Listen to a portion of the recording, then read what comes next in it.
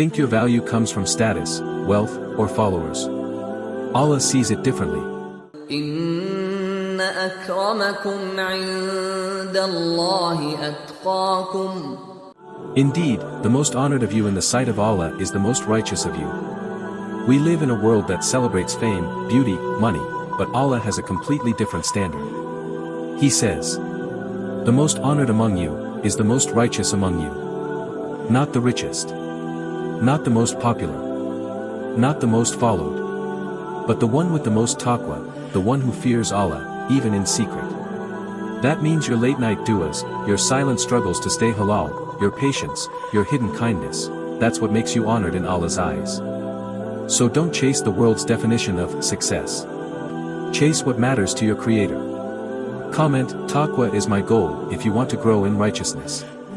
Share this with someone who feels unseen or unvalued. Follow for more Quranic truths that realign your heart.